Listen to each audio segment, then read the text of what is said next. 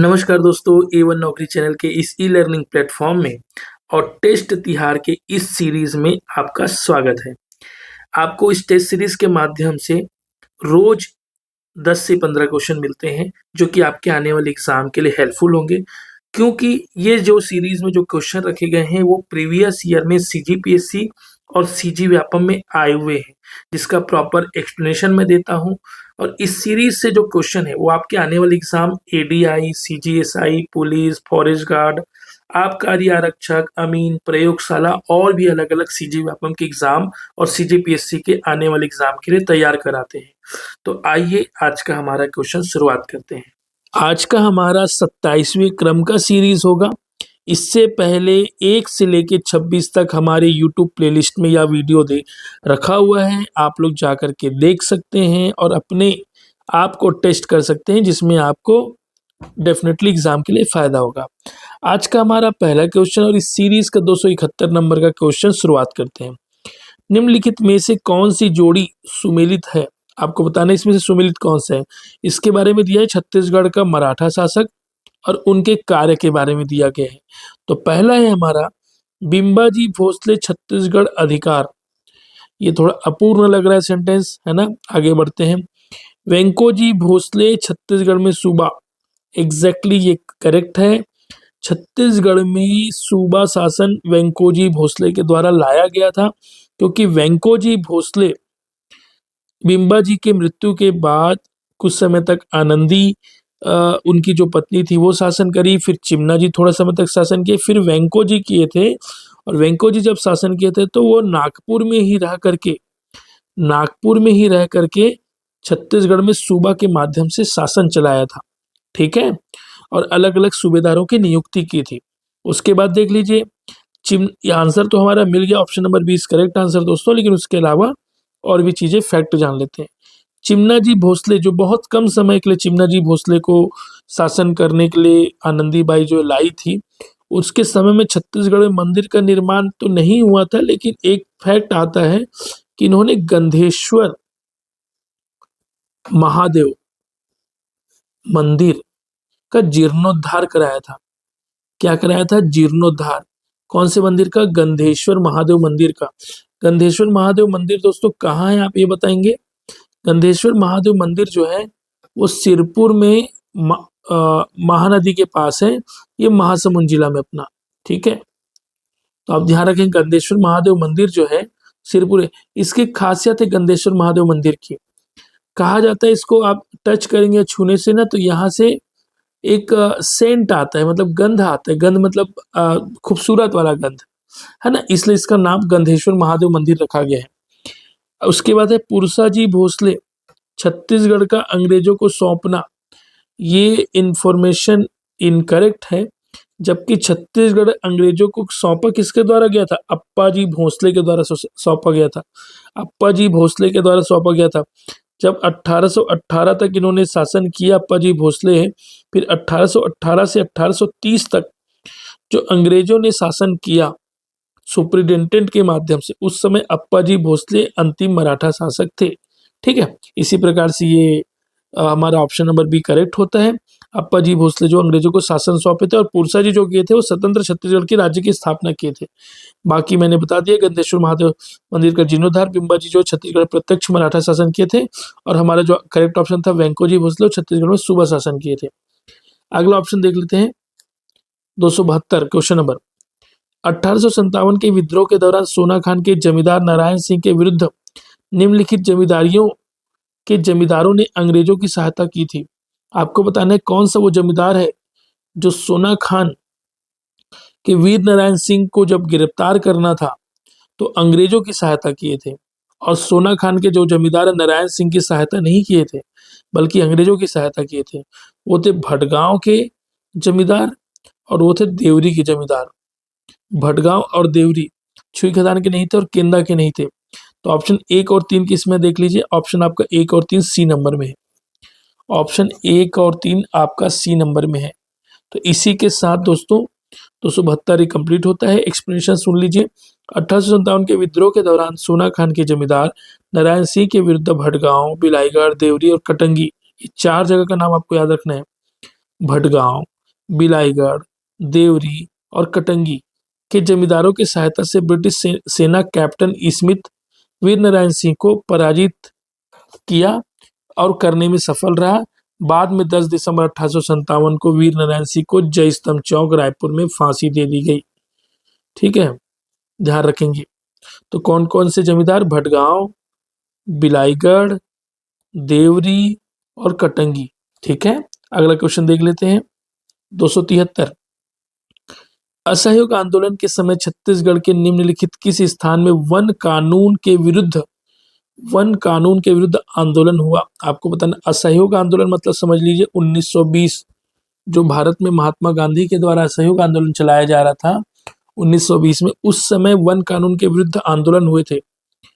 रुद्रीनावा गांव नहीं, तमोरा सिहावा नहीं, डोंडी लोहारा नहीं, नगरी सिहावा वो समय था जब 1920 में वहां के लोग जो है वन कानून के विरुद्ध लड़ाई लड़े थे, नगरी सिहावा। ठीक है, 273 नंबर का। असहयोग आंदोलन के समय छत्तीसगढ़ के नगरी सिहावा में वन कानून के विरुद्ध आंदोलन हुआ। जनवरी 1922 में छत्तीसगढ़ के सिहावा नगरी क्षेत्र में भारत का प्रथम वन सत्याग्रह प्रारंभ हुआ। आपको डेट याद रखना है, तो जनवरी 1922 है। वैसे असहयोग आंदोलन 1920 से अगले 1-2 साल तक चले थे, उसका प्रभाव आने वाले 1-2 सालों तक लगातार देखा गया। तो छत्तीसगढ़ में जो है 1922 में यह आंदोलन हुआ है, जिसका उद्देश्य आदिवासी समाज और स्थानीय वन निवासियों के अधिकार को स्थापित करना है। अंग्रेज जंगल काटना चालू कर दिए थे, तो वहाँ के आदिवासी भाई और वहाँ के लोकल जो लोग रह रहे थे वो सभी जो है इसका विरोध किए थे, जिसको नगरी सिहावा का वन अधिकार मत के लिए आंदोलन किया गया। 274 नंबर देख लीजिए। निम्नलिखित में से कौन सी जोड़ी सुमेलित नहीं है? क्या चीज को लेके? छत्तीसगढ़ में सविनय अवज्ञा आंदोलन के दौरान घटना और उसकी तिथि। थोड़ा सा कॉम्प्लिकेटेड है क्योंकि डेट दिया हुआ है, डेट आसानी से याद होता नहीं है, लेकिन चलिए कोशिश करते हैं कि ये क्वेश्चन बन जाए। हमें निकालना है कि सुमेलित नहीं है। अगर कोई ऐसा इंफॉर्मेशन लगता है कि सुमेलित नहीं है तो वो हमारा ऑप्शन हो जाएगा। पहला देखते हैं, क्रांति कुमार भारती द्वारा बिलासपुर में हाई स्कूल पर झंडा फहराना 14 अगस्त 1930। अगर किसी को डेट याद होगा तो ये 14 ना होकर के ये 4 अगस्त था। ये 4 अगस्त 1930 था। पहला ही ऑप्शन इनकरेक्ट है। ठीक है, मतलब ये हमारा आंसर होगा। अगला और देख लेते हैं। हमें अभी तो पेपर सॉल्व नहीं कर रहे हैं, अभी तो हमें अपने नॉलेज बढ़ाना है, क्योंकि पेपर में कोई भी चीजें इसी ऑप्शन में से क्वेश्चन बन सकता है। अगला देखिए, रायपुर में किसान सम्मेलन 10 जनवरी 1932 को हुआ था। दोस्तों ये इंफॉर्मेशन करेक्ट है, ध्यान रखेंगे, 10 जनवरी 1932 को ही हुआ था। गांधी जी द्वारा रायपुर में स्वदेशी प्रदर्शन का उद्घाटन 23 नवंबर 1933 को किया गया था, जब महात्मा गांधी अपने दूसरे क्रम के यात्रा में जब दूसरे क्रम का यात्रा हुआ था, सेकेंड फेज का महात्मा गांधी का सविनय अवज्ञा आंदोलन के बाद या उस समय, तब वो 23 नवंबर 1933 को रायपुर में स्वदेशी प्रदर्शनी का उद्घाटन किए थे। वहां देखे थे कि कैसे कैसे क्या है, तो ये भी इंफॉर्मेशन करेक्ट है। रायपुर में पेशावर दिवस का आयोजन 29 जनवरी 1933 को, ये पेशावर पाकिस्तान में है वर्तमान समय में, और जब दोनों एक थे, जब आज़ादी के पहले, तो वहाँ पे एक घटना हुई थी, उसके सिलसिले में पेशावर मतलब विरोध प्रदर्शन किया गया था। इसी तिथि को किया गया था 29 जनवरी, लेकिन ये ईयर 1933 नहीं था, ये ईयर था 1932। ये साल था 1932 29 जनवरी का। तो देखिए ए और डी ऑप्शन यहाँ पे इनकरेक्ट है। अगर ऑप्शन में लिया जाता तो ये पेपर में एलिमिनेट हो जाता, या कोई भी एक ऑप्शन को लिया जा सकता था। देखिए एक्सप्लेनेशन देख लीजिए। क्रांति कुमार भारती द्वारा बिलासपुर में हाई स्कूल पर झंडा फहराने का जो प्रोग्राम हुआ वो 4 अगस्त 1930 को हुआ था, इसको याद रखना है। किसान सम्मेलन राजिम में भी हुआ था और अलग अलग जगह और हुए थे, लेकिन रायपुर वाला जो है वो 10 जनवरी 1932 को ही हुआ था, वो करेक्ट दिया हुआ है। और 23 नवंबर 1933 को गांधी जी रायपुर स्वदेशी प्रदर्शन का उद्घाटन किए थे, वो भी करेक्ट है। लेकिन पेशावर दिवस वाला 29 जनवरी 1932 को हुआ था। ठीक है, इसी हिसाब से हमारा ऑप्शन नंबर ए और डी ये सुमेलित नहीं है। ठीक है, ये सुमेलित नहीं है, तो हमारा आंसर वही सही हो जाएगा। 275 नंबर का क्वेश्चन देख लीजिए। द्वितीय विश्व युद्ध के दौरान छत्तीसगढ़ का निम्नलिखित में से कौन सा नेता भारत सरकार में रक्षा सदस्य था? और रक्षा सदस्य हुआ था, वो आदमी था बिलासपुर का रहने वाला, और बिलासपुर का बहुत बड़ा नेता है। आप देखो ऑप्शन में, बताओ कौन सा वो नेता है। चलो, और दूसरा ये कि वो इंफॉर्मेशन देता था कौन कौन को? पंडित रविशंकर शुक्ल को और उधर सरदार पटेल को, जो कि फायदा होता था छत्तीसगढ़ को आजाद, सॉरी, भारत को आजाद कराने में, है ना। तो बताओ वो कौन सा नेता जो रक्षा सदस्य था? हमारे ई राघवेंद्र राव, डी, ई राघवेंद्र राव जो थे। देखिए 2018 जितने भी क्वेश्चन है सीजीपीएससी में आए हुए क्वेश्चन मैं करा रहा हूँ, तो जो कि आपको प्रिपेयर करेगा आने वाले एग्जाम के लिए, व्यापम हो या पुलिस की एग्जाम हो या पीएससी की एग्जाम हो, आप या सीएमओ का फ्यूचर में आने वाला है, उसके हिसाब से आप मेंटली प्रिपेयर हो जाएंगे। ठीक है, तो ई राघवेंद्र राव थे जो रक्षा सदस्य के रूप में इनको जगह मिली थी कार्यकारिणी में, वायसराय की कार्यकारिणी में। Option number D is a correct. 276 number का क्वेश्चन देखिए। आपको कथन पढ़ना है और सही उत्तर का चयन करना है। ऐसे क्वेश्चन थोड़ा टफ होते हैं, लेकिन कोशिश करते हैं बनाते बेहतर तरीके से। ब्रिटिश नियंत्रण काल में छत्तीसगढ़ के जमींदारों से टकोली नामक कर वसूला जाता था। आप बताइए, टकोली एक टैक्स होता था, ठीक है, जो कि मराठों ने लाया था, कलचुरी ने भी लाया था, है ना। लेकिन मराठों ने टकोली नामक टैक्स वसूलते थे, मराठों के बाद उसके बाद क्या ब्रिटिश वसूलने लगे, ये कंटिन्यू चलता रहा। तो जमींदारियों से लेते थे, तो ये बिल्कुल फैक्ट है, ठीक है, करेक्ट है। दूसरा, जमींदारों को ब्रिटिश साम्राज्य में मिलाने का प्रयास किया गया। देखो वहाँ जो जमींदार थे, अलग अलग परगनों थे, जैसे 27 परगना था, तो वहाँ और भी अलग अलग जमींदार थे, रियासतें थी। तो इन लोगों को हड़प नीति के समय थोड़ा बहुत हुआ था, उसके बाद कोई प्रयास नहीं किया गया कि उनको मिला लिया जाए, नहीं हुआ था, ये इनकरेक्ट है। बल्कि क्या हुआ था, जमींदारों से निर्धारित दस्तावेज में साइन करा लिया गया था और उन्हें सहमत होने के लिए कहा गया था, बल्कि इसके लिए जबरदस्ती की गई थी, साइन जबरदस्ती करा लिया गया। और भाई सहमति पत्र पे क्या होता है, इकरारनामा जैसे चीजों में साइन करा लिया गया था। तो option number 1 and option number 3 is correct. आपको देखना है option number 1 and option number 3 option number D में है, तो हमारा ऑप्शन नंबर डी जो है करेक्ट हो जाएगा। देखिए, सन 1818 से 1830 का समय ब्रिटिश संरक्षण का काल था, ठीक है। इस समय ब्रिटिशों ने क्या अधिक नियुक्त किया था, अधीक्षक, एगेन्यू, एडमंड, सैंडीस, विल्किंसन, क्राफर्ड, इन लोगों को नियुक्त किया था, उसके तहत शासन किए थे ना। तो ब्रिटिश अधीक्षक एगेन्यू द्वारा जमींदारों से लिखित दस्तावेज पर हस्ताक्षर कराए गए। ठीक है, आपको बताना है वो ब्रिटिश अधीक्षक जो पहली बार अंग्रेजी कैलेंडर जारी किए थे, अंग्रेजी कैलेंडर जारी किए थे। आपको बताना है वो कौन सा अधीक्षक है जो अंग्रेजी कैलेंडर जारी किए थे। मैं यहाँ था ना, दस्तावेज पर हस्ताक्षर कराए गए, जिसे इकरारनामा कहा गया।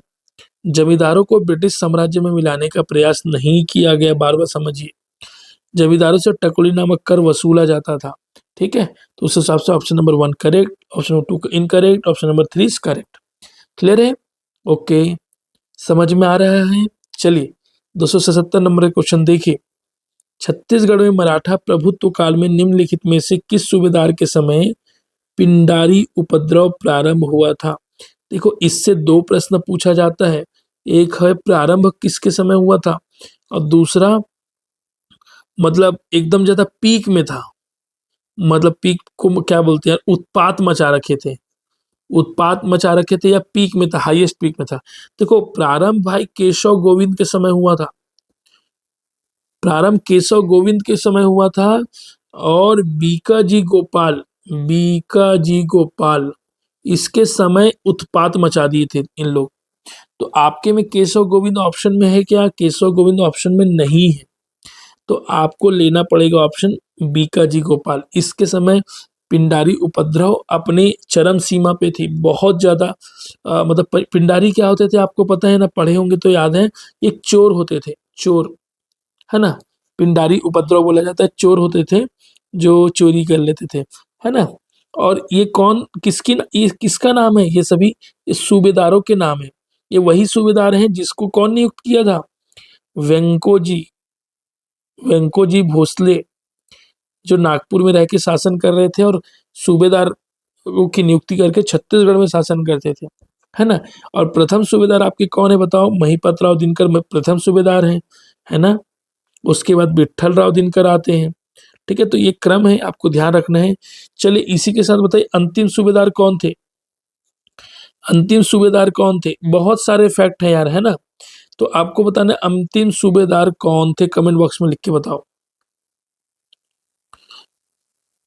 278 नंबर क्वेश्चन है, हाल ही में उत्खलित पचराही में प्राप्त पुरातात्विक अवशेषों का संबंध प्राचीन छत्तीसगढ़ के निम्नलिखित किस राजवंश से है।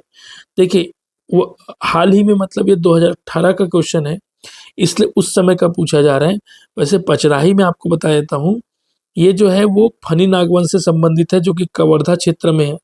कवर्धा बोल लीजिए या कबीरधाम बोल लीजिए, उस क्षेत्र का उत्खनन क्षेत्र है पचराही, जहाँ पुरातात्विक अवशेष मिल रहे थे। पचराही छत्तीसगढ़ राज्य के कबीरधाम जिले में स्थित एक गांव है, जहां पुरातात्विक उत्खनन में प्राचीन मंदिर, चामुंडा देवी की छोटी और दुर्लभ मंदिर मूर्ति, चामुंडा देवी का ध्यान रखना ना, पुराने सिक्के तथा नागवंश राजाओं के सोने, चांदी और तांबे के सिक्के प्राप्त हुए हैं। पचराही इसलिए 2018 में काफी फेमस था, 2017-18 के समय की बात है, ठीक है। चलिए आगे क्वेश्चन देख लेते हैं। 279, स्वतंत्रता संघर्ष के दौरान राष्ट्रीय विद्यालयों की स्थापना किसने की थी। ठाकुर प्यारेलाल सिंह, ठाकुर पन्नालाल सिंह, बंसीलाल, बलदेव प्रसाद मिश्र। दोस्तों अगर आपने पढ़ा होगा, जब राष्ट्रीय विद्यालयों की स्थापना हो रही थी, जब छत्तीसगढ़ में भी भारत छोड़ो आंदोलन हो रहा था, सहयोग आंदोलन हो रहा था, तो उस समय ठाकुर प्यारेलाल सिंह जो है राष्ट्रीय विद्यालयों की स्थापना रायपुर में की थी, अलग अलग जगहों पे किए थे। तो ठाकुर प्यारेलाल सिंह इसका ऑप्शन हो जाएगा ए।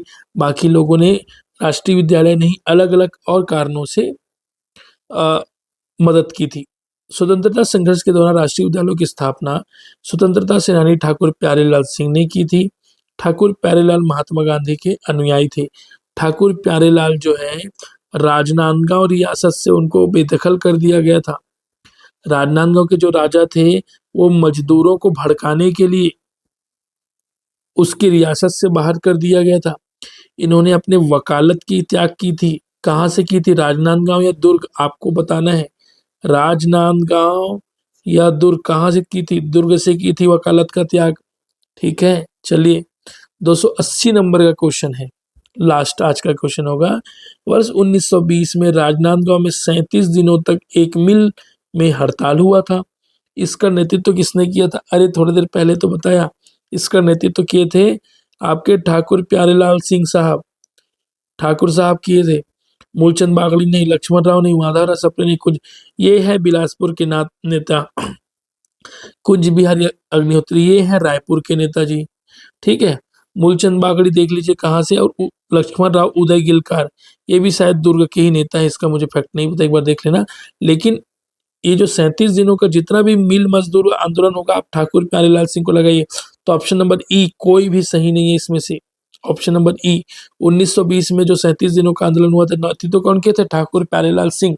इसी के साथ आज का सीरीज खत्म होता है, लेकिन कल के लिए मैंने आपको एक क्वेश्चन देने का सोच रखा है। चलिए बताना है आपको, कौन से कलचुरी राजा ने पहली बार सोने के सिक्के छत्तीसगढ़ में चलाए थे। आपको बताना है कौन से कलचुरी राजा ने पहली बार सोने के सिक्के चलाए थे छत्तीसगढ़ में, बताना है आपको। पृथ्वीदेव द्वितीय, जाजलदेव प्रथम, प्रताप मल्ल, जाजलदेव द्वितीय, इनमें से कोई नहीं। कमेंट बॉक्स में अपना आंसर कमेंट करिए और हम उसके मदद से जान पाएंगे कि आपकी तैयारी कैसी है। आपको यह वीडियो अच्छा लग रहा है, यह पीडीएफ चाहिए, हमारे टेलीग्राम चैनल से जुड़िए, और वीडियो अच्छा लगा हो तो लाइक या शेयर करें। Thank you so much.